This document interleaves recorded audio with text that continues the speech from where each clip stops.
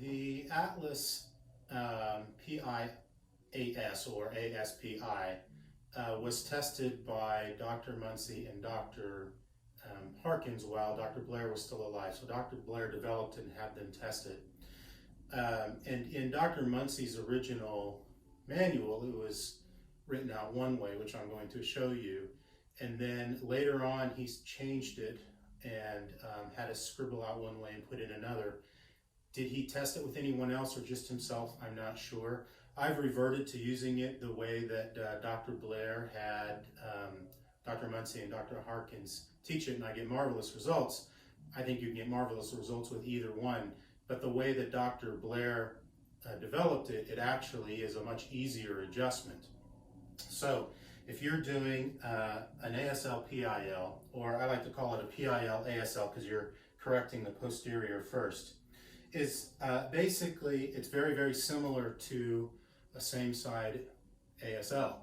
The only difference is that you're lining up, instead of on the slope, you're lining up along the convexity. Instead of perpendicular to the slope, you're lining up along the same side convexity. So for example, if the convexity is 32 on the left side, then you would be lining up with that number. You'd be straddling it, and then you would find the posterior superior aspect. That one is fairly clear as far as the contact point goes. You'd find the posterior superior aspect of the transverse process, left transverse process, and your episternal notch would be 1 inch posterior superior, just like on the same side.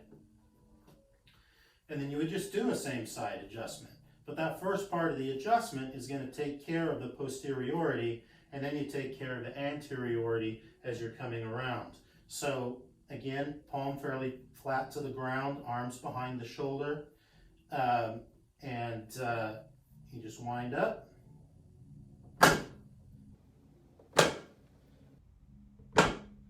And let it go, and let it go. And here's where you should end up. Episternal notch to the piezoform to the contact point, arm not extremely bent, about the same angle as here, so it's a toggle and a torque, so you're pushing down and then torquing it, 180 degrees. Dr. Muncie changed it and had us in our manuals in the late 90s when I was learning it, change it a little bit. He put it back, instead of standing along the convexity, you're standing along the slope again, just like a same side AS.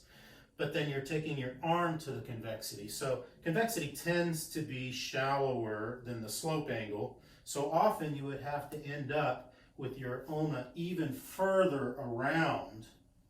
And of course that brings into question, getting your hand in the right place. But other than that, it was the same. It's just that your stance was slightly different. And so you had to bring your ulna around even further to get it along the convexity.